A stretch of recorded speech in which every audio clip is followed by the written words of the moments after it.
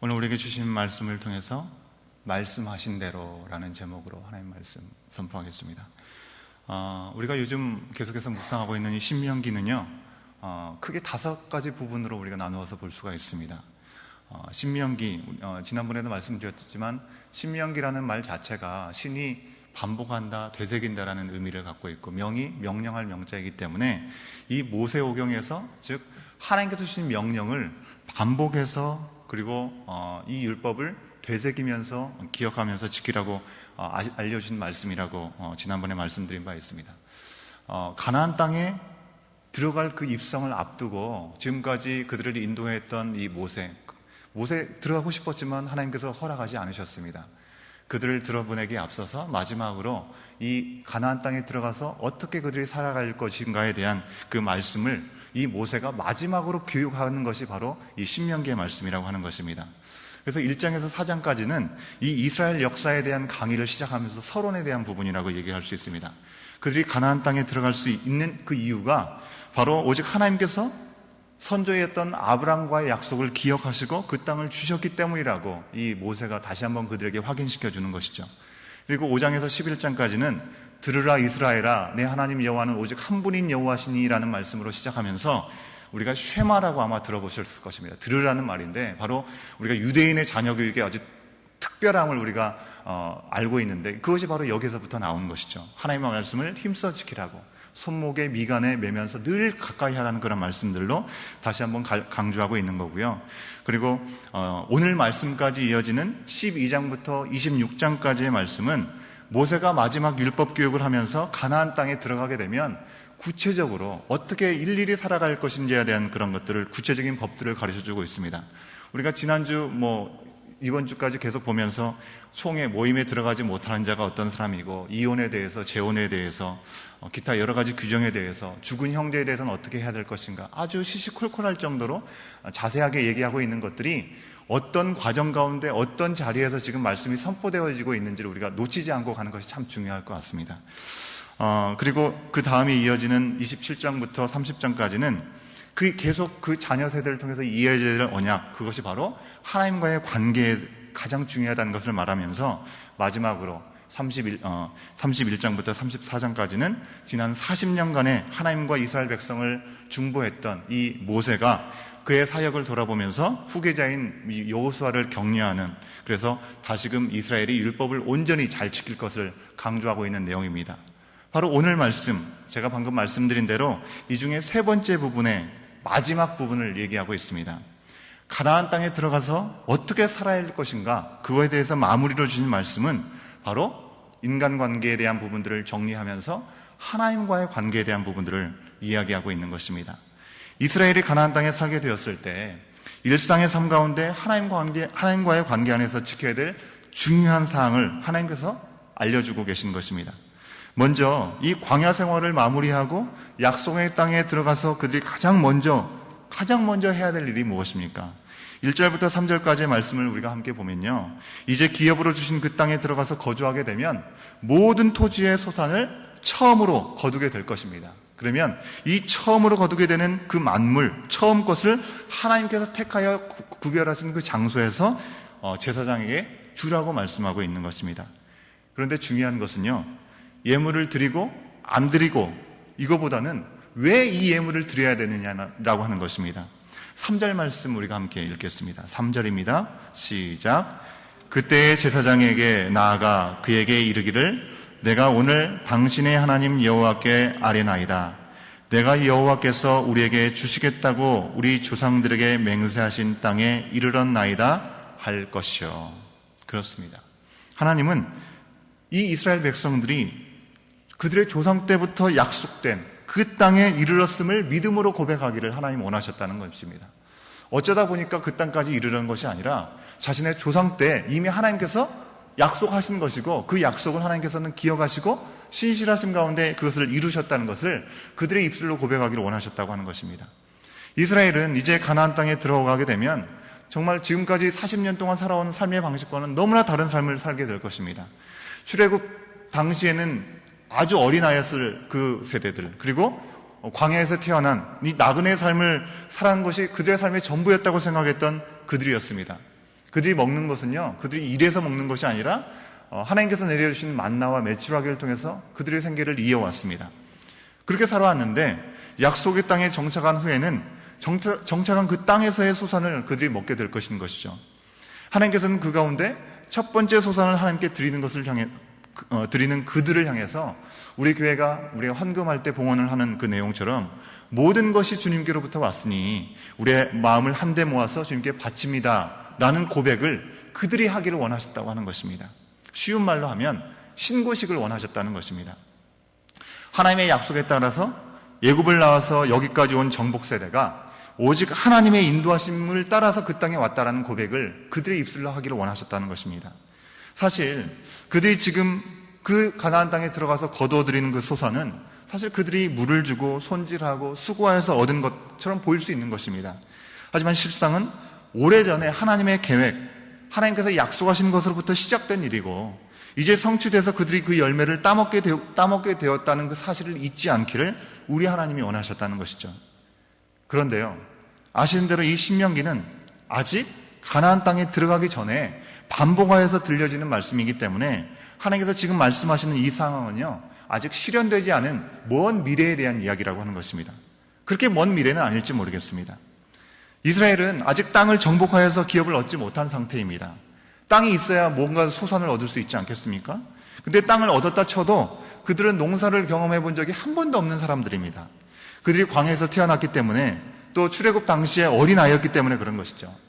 그들이 과연 그 땅을 과연 얻을지 또 기업을 얻은 그 땅에서 농사가 성공할지 그걸 전혀 알지 못하는 상황에서 하나님은 그들에게 지금 첫 소산에 대해서 얘기하고 있는 것입니다. 하나님이 너무 앞서가는 거 아닌가라고 생각할지도 모르겠습니다. 그런 것입니까? 아니죠. 아직 정복하지 못한 땅, 들어가 보지 못한 그 땅에서 일을 아주 구체적으로 이미 이룬 것처럼 우리 주님께서 말씀하시는 이유가 무엇이겠습니까?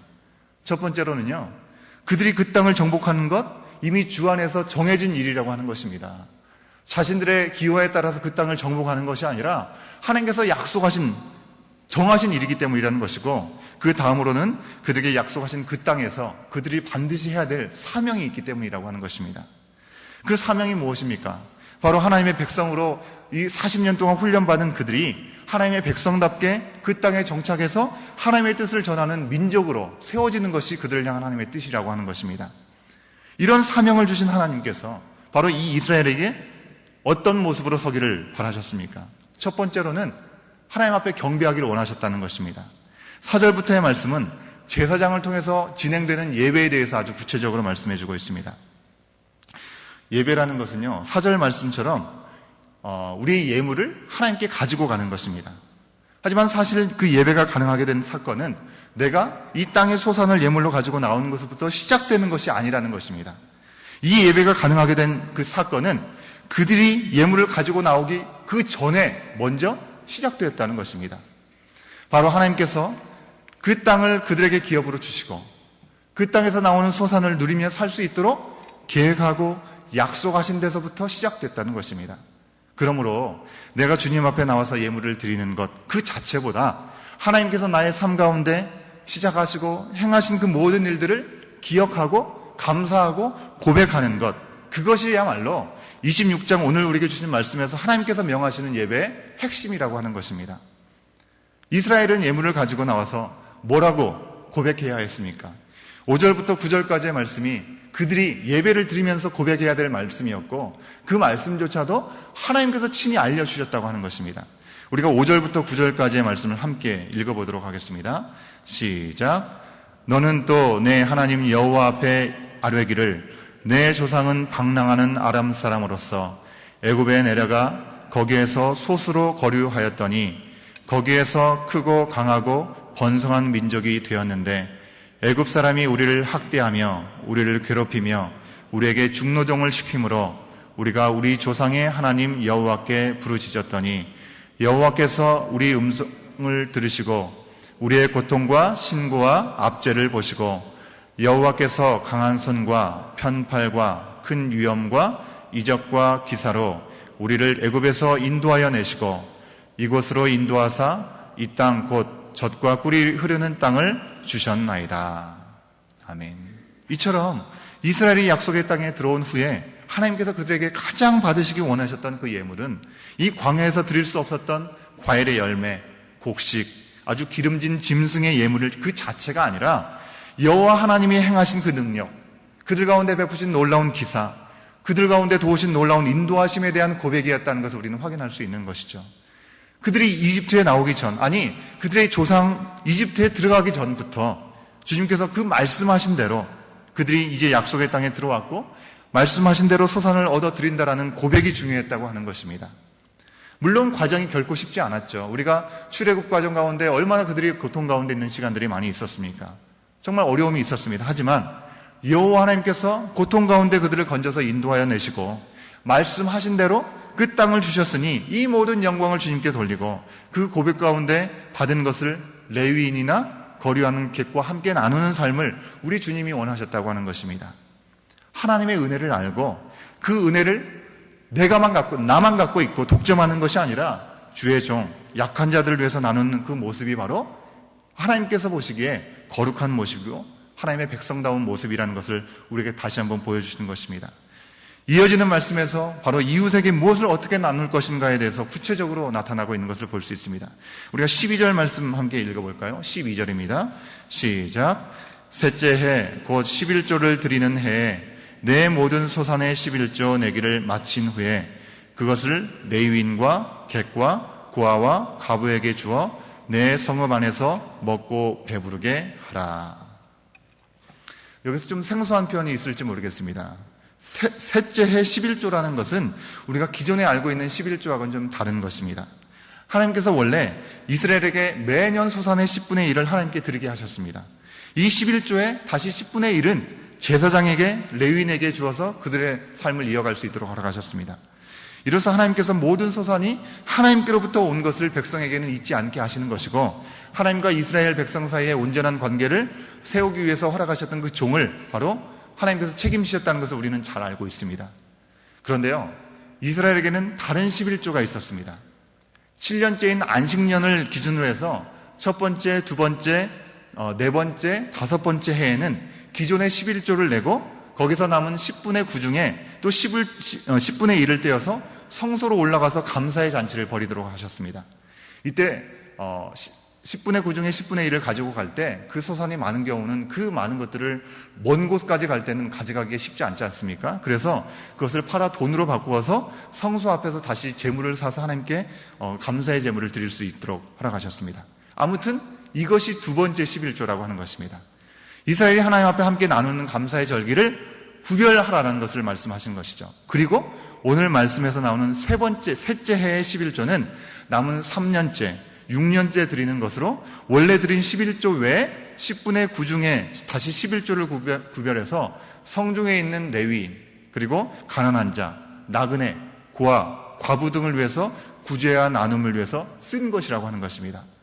하나님께서는 말씀하신 대로 약속의 땅에 들어가게 된 그들이 나의 나된 것, 오로지 하나님의 은혜라는 것을 고백함과 더불어 예배의 삶을 살면서 반드시 이웃을 향한 섬김과 나눔의 삶을 살기 원하셨다는 것입니다. 이웃을 향한 나눔은 사람이 고상한 삶을 선택하기 위해서가 아니라 모든 것이 하나님께로부터 허락되었다는 것을 신앙 고백을 하는 신앙의 표현이 되기 때문에 그렇습니다. 15절에서 이스라엘은 이 모든 것을 향한 후에 비로소 복을 구할 수 있게 되었습니다. 이것은 내가 이만큼 내가 하나님께 드렸으니 하나님도 이제 복을 나에게 주시라고 조건부로 협약하는 것이 아님을 우리에게 분명히 말씀하는 것입니다. 오직 하나님을 향한 예배, 이웃을 향한 나눔 없이 하나님께 복을 받을 거라는 그 기대를 하지 않는다는 것을 말씀하고 있는 것이죠. 하나님이 다 베푸신 줄 아는 사람만이 주님의 복을 누릴 수 있다는 것을 우리에게 말씀하여 주고 있는 것입니다.